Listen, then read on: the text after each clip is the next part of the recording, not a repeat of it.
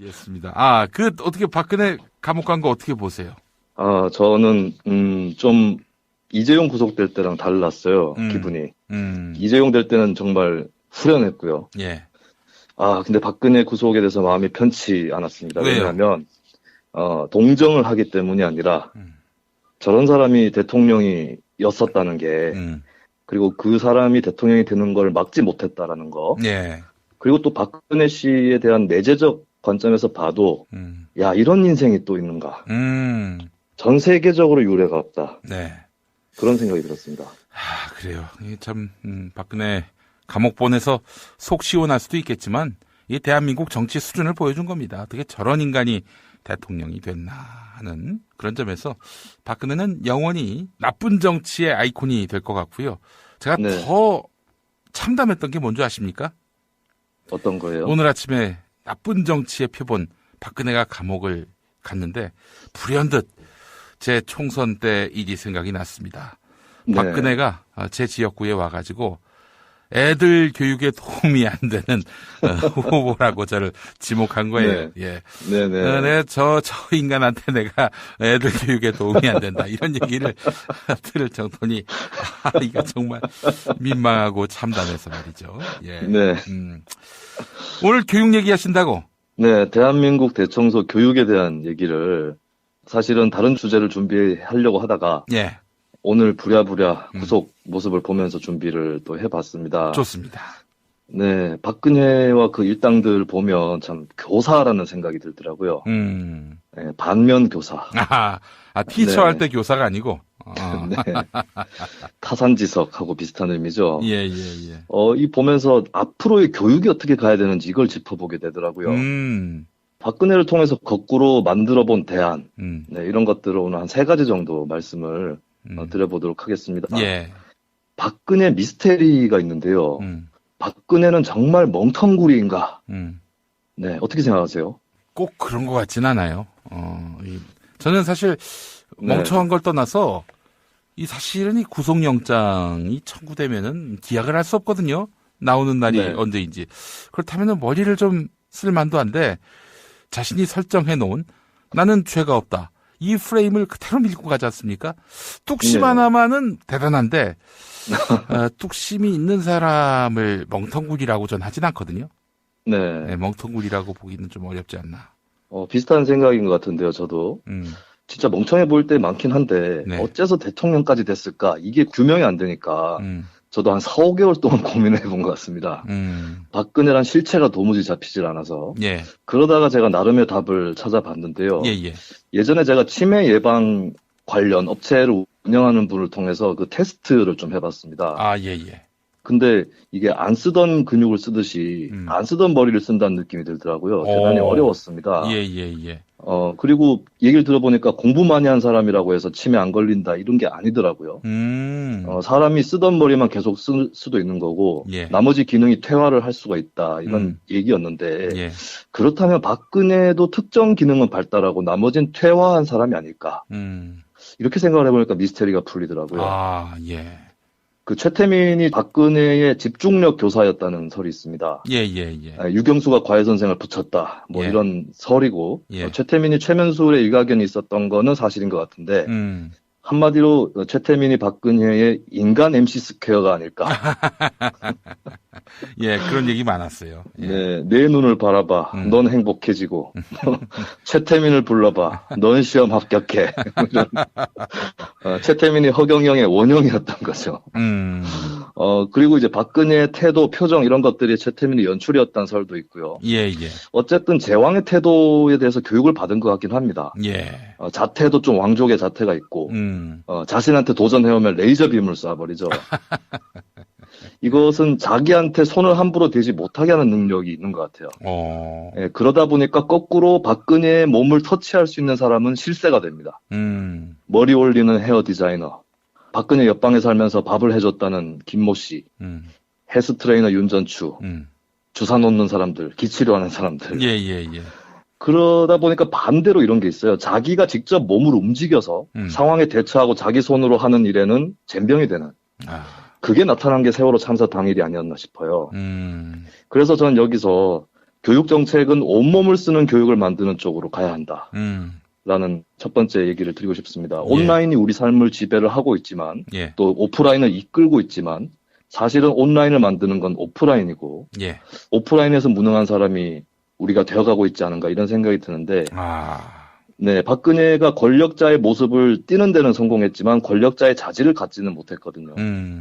마찬가지로 똑똑한 척 연기하기는 쉽지만 문제를 실질적으로 해결하는 능력은 복합적인 노력이 필요하다고 봅니다. 그래서 저는 교육 과정에서 목공이라든지 미술, 체육, 음악 이런 쪽에 몸을 쓰는 그런 교육 시간이 늘어나야 한다. 특히 오후 교육 시간. 여기에 좀 쏟을 필요가 있다라는 생각이 들고 이거는 작년 총선 때 녹색당 교육 공약이기도 했었습니다. 그리고 이제 두 번째로 드리는 말씀은 그 소위 박근혜 화법 이제 뭐 다들 아시죠? 근데 제가 1980년대 후반에 박근혜 인터뷰를 보니까 지적인 구석은 그때도 없었는데 근데 따박따박 제법 말을 해요. 그러면 이건 그동안 또 퇴화된 게 아닌가. 그래서 평생 교육이 중요한 게 아닌가 이런 생각이 들었고요.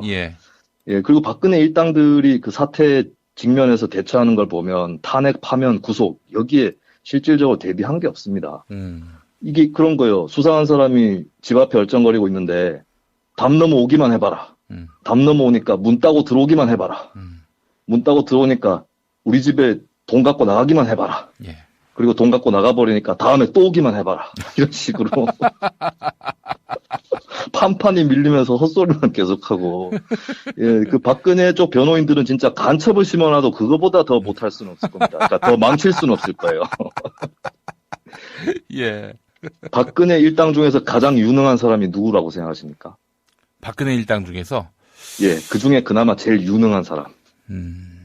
기상천외한 답이 나올 것 같은데, 사실 정석으로 보자면 찾아보기 힘들 것 같은데요. 거기 뭐 소위 얘기하는 인류대학 나온 사람도 많이 있는데 가장 유능한 사람은 최순실입니다. 그러네요. 가장 머리 많이 쓰고 일도 열심히 했고요. 이런 최순실이 감옥에 10월 달에 갇혀버렸으니까 힘을 못 쓰는 거죠, 그동안에. 그렇죠. 네. 우리가 좀 우습게 본 것 같은데, 나중에 상대평가를 해보니까 최순실이 거기서 1등이었다. 또 굉장히 어수룩하고 미신적 사고도 많이 있어요. 그 박근혜가 파면에 대비를 못 하지 않았습니까? 그들이 파면에 대비해서 한 일은 파면이 안 될 것이라고 그냥 믿는 겁니다. 파면될 경우 이렇게 해야 한다. 이런 대비책을 못 내놓는 게 나중에 진짜 파면이 되면 너 때문에 부정 탔다. 이렇게 온팡 뒤집어 쓰는. 그러니까 사람들이 누구나 이런 습성이 있는 건 맞는데 박근혜 일당은 이거를 국정 운영 방침으로 승격시킨 초유의 무리가 되는 것이죠. 그리고 그 지지자들도 보면은 태블릿 PC 조작설 이런 데 꽂혀가지고 헤어나오지는 못합니다. 자, 그 권력을 장악했던 이런 자들이 고작 이런 수준이고 또 우리는 또 이런 자들한테 권력을 넘겨줘 버렸다는 거.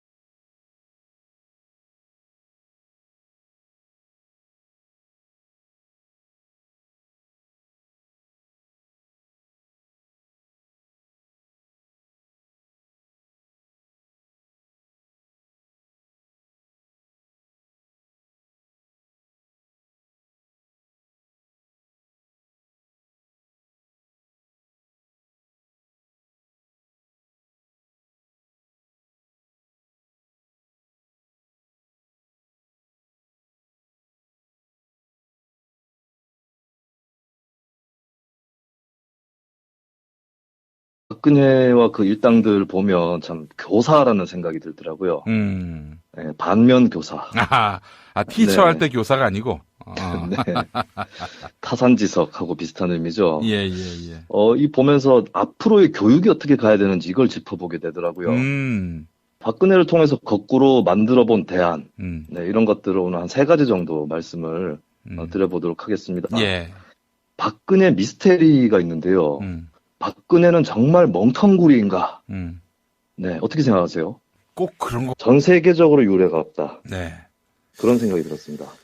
그래요. 이게 참, 박근혜 감옥 보내서 속 시원할 수도 있겠지만, 이 대한민국 정치 수준을 보여준 겁니다. 어떻게 저런 인간이 대통령이 됐나 하는 그런 점에서 박근혜는 영원히 나쁜 정치의 아이콘이 될 것 같고요. 제가 네. 더 참담했던 게 뭔지 아십니까? 어떤 거예요? 오늘 아침에 나쁜 정치의 표본 박근혜가 감옥을 갔는데 불현듯 제 총선 때 일이 생각이 났습니다. 네. 박근혜가 제 지역구에 와가지고 애들 교육에 도움이 안 되는 후보라고 저를 지목한 거예요. 네. 예. 네네. 저 인간한테 내가 애들 교육에 도움이 안 된다. 이런 얘기를 들을 정도니, 이거 정말 민망하고 참담해서 말이죠. 예. 네. 오늘 교육 얘기하신다고? 네, 대한민국 대청소 교육에 대한 얘기를 사실은 다른 주제를 준비하려고 하다가 예. 오늘 부랴부랴 구속 모습을 보면서 준비를 또 해봤습니다. 좋습니다. 네, 알겠습니다. 어떻게 박근혜 감옥 간 거 어떻게 보세요? 저는 좀 이재용 구속될 때랑 달랐어요. 기분이. 이재용 될 때는 정말 후련했고요. 예.